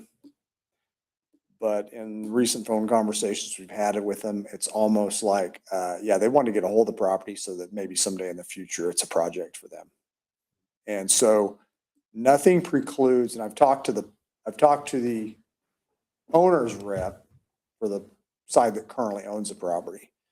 And they've said nothing precludes them from having somebody else step in over the top and purchase that land out from underneath the developer that has it under contract. So it's a non-binding contract. That 245 days, somebody else can come in and buy it. There's a chance they may not even close on it. So they're a very busy developer. They've got a lot going on in Texas. There's a lot of money flowing in other places, and this almost feels like, as of late, they've given us some concerns about ability to access the property because they really want an entrance off Maize Road, but unfortunately the Ark Church is in the way. They want at least 4 points of access for their commercial area, and it's really tough to come up with 4 points of access. So I've kind of started to lose a little bit of steam with them, and that's why having some conversations with other developers on the side has still continued to go on. Well, in order for the city of Maize to be represented well, if there's going to be a development, we need it sooner rather than later. We Absolutely. can't have it be a project. For Absolutely. 10 years That's from now. not what we intended to see happen, is somebody just basically land bank it for someday when they feel We've like already getting got around that to it. going on in different parts. You know, aware of the fact that we are on YouTube right now. There's still other locations that seem to be the crown jewels for any developers that come into Maize. And until those crown jewels there's a final answer on those, people just don't want to go north until they can get the crown jewels taken care of, if they ever do.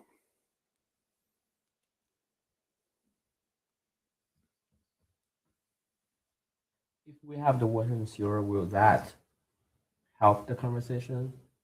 We have I mean, if we say go ahead, do this as Nick recommended, well, will that, I think it does show our intent, that, we're ready to go. I mean, we're out to that property. There's no holding back. Does that entice the other party? I mean, you're looking for private equity to come in here and spend a bunch of money in Maize, so your guess is as good as ours. We're going to borrow $1 million. So what's the interest on that, and what's it cost the city per year? I think the bond rate is right now 3.3. That's what they told us the other night. Similar. When would the payments become due? Once you take it to bond, I mean, if the one other option is for a time frame, you could keep it on temporary notes, but you're going to be paying the interest on the temporary notes. So those are all, there's things you can do before we have to start. I mean, we prefer to bond stuff sooner than later. I know when we showed up here, there were some projects around here that had been sitting for 5 and 6 years before being bonded, and that was just more and more interest stacked on top of interest. So, thinking on this 1 million extra debt, will that affect our bond rating? Because I look at the Standard & Poor's, it's already saying that our downside scenario is the debt burden. So do we still have the room to have this 1 million? I think we have the room within our debt. I mean, I don't work for Standard & Poor's, but Yeah, because I'm just looking at their outlook. It's that downside scenario. If budgetary performance weakens on a sustained basis. this is utility debt, so it's not. Yeah, but when they talk about the thing, they include the debt burden into their consideration. Absolutely. Yeah. So It's like your credit report at currently home. the outlook is stable. So that's why I'm asking, do we have the room? If we add this 1 million, are we still in that zone? It's Oh, they exempt, so it's figured that. exempt from the state statute because it's utility debt. I don't think we will consider that.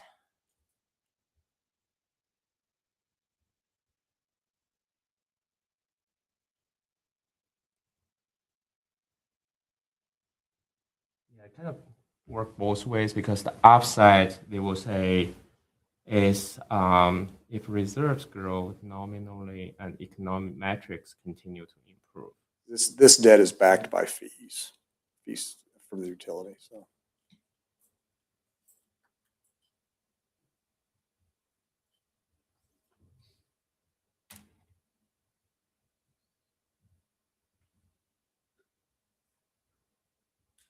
I don't feel like taking on $1 million of debt up front without knowing if that's even gonna develop in the next. I think I'd rather wait until it did and spend the money then. I may hold a different opinion. I mean, if we know that's kind of the area, and given now the trend, if we wait, the cost will always go up. So that's my concern. That's why I'm keep asking, do we have the room if we can still maintain the same rate? I would just take a step forward. Let's do it. So one thing I didn't hear mentioned here tonight from anybody was the fact that, and we've had the discussions that the west edge of the Ark Church property, we are out of the water. We don't have to de-water past there. So once we get the sewer pipe to the west edge of the Ark Church property, at this time, we are out of the water. Plus, we have our church as a partner for a while. I mean, $200,000 is. Whoever you extend it to is going to have to pay the full amount, and it'll make the project more expensive for that development too. So one of the whole reasons we did it the way we did is that we knew that we had the church as a partner to at least pay a portion of it, which you won't have necessarily in the future. So We do have some partner here and now. But another concern is really our debt, because we're talking about 2026, 2026. I mean, I don't know whether that timeline coincide. But if it does not increase any risk there, I will probably say, yeah, I will vote yes for this, go ahead. Because we can see it's like, I don't know, are we losing the opportunity there? If something just happened, I mean, I would rather like us get Not ready. like we couldn't do it if we don't do it now. What, Don't we we'll lose the arc, right? Yeah, we lose I think- our Yeah. potential have the cost increase, those type of things. So, Yeah, I think I'm more in favor of it. How many days are this developer into his 245 days?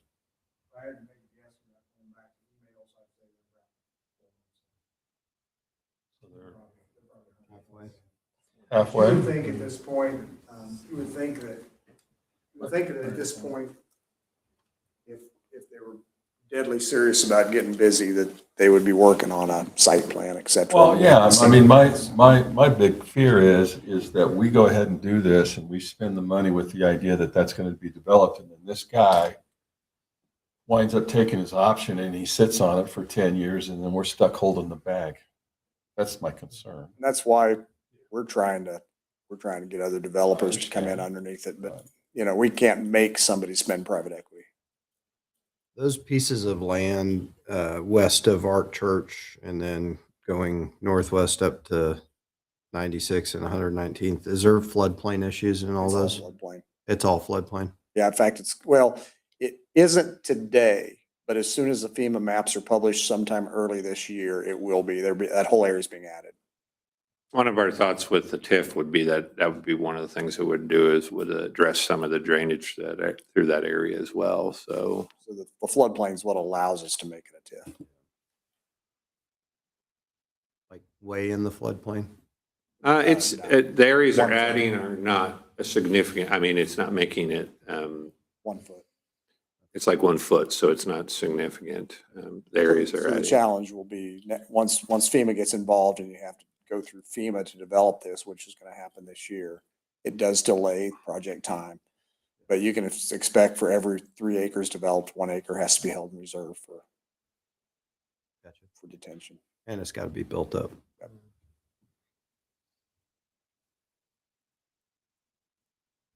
Or if you have open spaces, like if somebody came in and want to put in soccer fields or something like that, soccer fields could stay in the floodplain.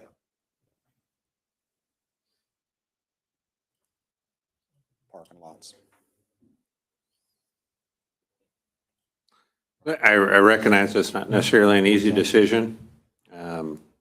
You're really basically putting an expectation that we think this area will develop at some point, and What, is the Ark Church getting antsy with us because we haven't made a decision? well, they're quite a ways along on their project, so it's taken quite some time. When we finally reached an agreement, they're still continuing to move forward, and they're getting closer with completion of theirs. So timing wise, if we're not going forward with this, I need to let them know right away, and we need to be able to work with them. And what we'll do is we'll probably eat all of the design costs that we've covered on this. So that's the other piece there. How much is that? About 50,000.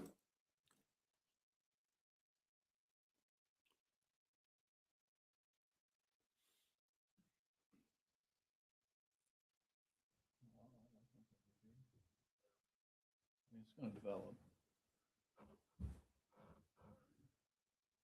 I could also say that the time's ticking on that existing 53rd Street sewer line as far as capacity goes. A couple of years ago, when Garver was doing the analysis for Charlotte Pipe, they were looking at the capacity for that 53rd Street line. And it was about, not knowing the exact figure without going back, it was about 65, 70% capacity a few years ago.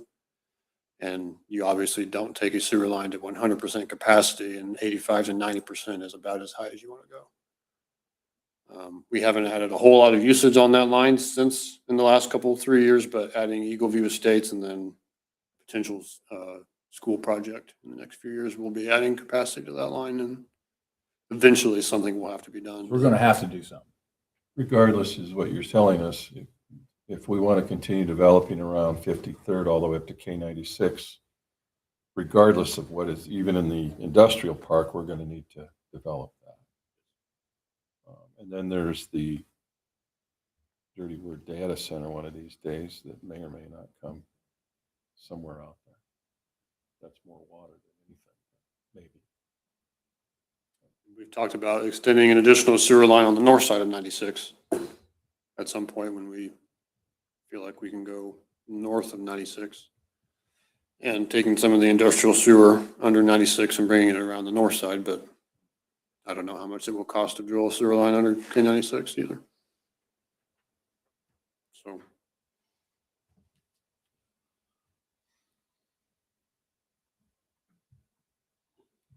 It's a calculated risk, but it's something that's going to have to be done at some point. And the question is, does it make that property more favorable for development by doing this? That was one of the reasons we looked at carrying any of those costs to begin with.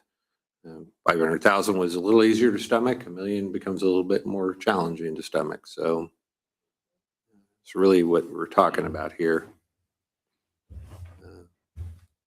But as Nick has indicated, at some point you're going to have to build a sewer line there, and it's going to put some major limitations on any sort of development as you go to the west.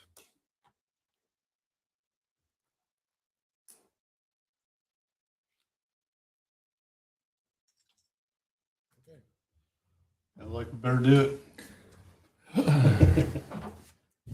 Wait 2 years, it's gonna go up another Yeah. 300,000 anyway, at least, so. Mr. Mayor, I move to direct staff to proceed with the Ark Church Water and Sanitary Sewer Extension Project as bid, authorize inclusion of the project in the city's planned temporary note financing, and proceed towards construction. I have a motion and a second to move to direct staff to proceed with the Ark Church Water and Sanitary Sewer Extension Project as bid, authorize inclusion of the project in the city's planned temporary note financing, and proceed toward construction. All those in favor say aye. Aye. With that in mind, you will need to vote to accept the low bid of NOAC Construction for the amount of. You want to add that? Is that a whole nother motion for the other three items? Yeah, I'd do that as a separate motion. So we've got a motion and a pass on the first part, which is to direct staff, and now we'll move on to the adoption. Do we need a vote? Did we vote? We need to vote on these other three, I believe, Okay. don't we? Yeah, and I made an error when I put this on here. I should have kept the Yeah. water line on there. You're going to You have to just nipped it in approve the low bid for no walk for both the water line and the sewer line, and the total amount for the water line is. Have a second here. I didn't mean to delete that section, but I did because you don't need to change. So you'll need to also adopt a revised resolution of advisability just on the sewer because the sewer amount has changed. And so we will need to adopt that section as well. I've got it here, Nick. It's $226,011. Yeah. Right? That's what you want Yeah, in the that's motion? that for the water line plus the sewer line for the Okay. million. Got it. $12,032. That 1 million, it's just the city's portion, right? Basically. Yeah. Now that's the total cost of the sewer line improvement. What you're seeing on the 1.2. 1,012,000 is only the sewer portion. It Yeah. does not include the water portion. Yeah, that's So just we the need sewer. to make that one. You need to add the additional two. $238,043. Okay, is this three separate motions? You can make the two, I think you can make the two motions for the water and the sewer combined to approve the contract Well, with, but we still have to adopt a modified resolution of Yes. advisability. for the sewer. Yep. For the sewer only. Okay. I'll take a shot at this and tell me if I'm doing something wrong. Mr. Mayor, I move to adopt a modified resolution of advisability funding the sewer project for the Ark Church area. And accept the low bid of Nowak Construction for an amount not to exceed $1,238,043, and to authorize approval of contract subject to form by the city attorney. See if I can do this. Have a That motion. sound and okay, a- Tom? I have a motion and a second to adopt a modified resolution of advisability funding the sewer project. Water and sewer. Water, Yes, yeah. sewer project. The advisability resolution is just for the sewer. That's You don't correct, need to yeah. change it for the water. Right, It's already under the right. bid. Accept the low bid of Nowak Construction for an amount not to exceed $1,238,043 and authorize approval of the contract subject to form of the city attorney. All those in favor say aye. Aye. Opposed? Motion carries. Great discussion, tough vote right there. And that, yeah, we're going to go to some executive. I would move that the governing body recess into executive session to discuss the financial affairs and trade secrets of a limited liability company concerning financial incentives to remodel and retain in Maize and existing business pursuant to the statutory justification listed in KSA 75-4319B4. The open meeting in this room will resume in 15 minutes, so let's say 8:15, Okay, 8:20. 8:20? Yeah, You need we're a only break? 5 minutes late. Okay, this is going to take a little discussion. okay, Somebody or? Me. we're gonna say 8:20. Someone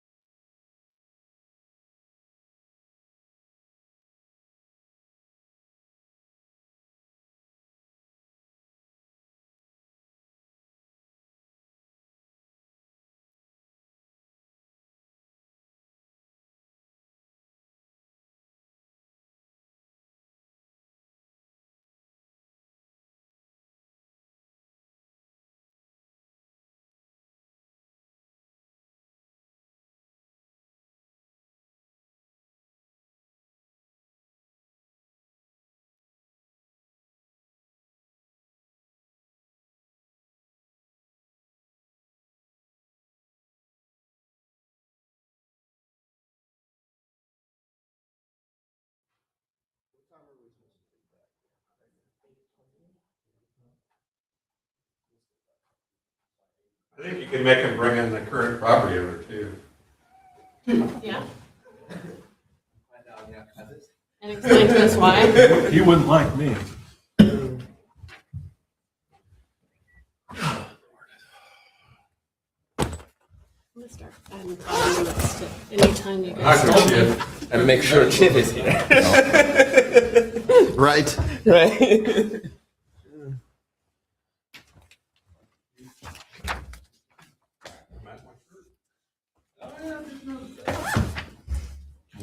I noticed. All right, we are back from executive and no action was taken.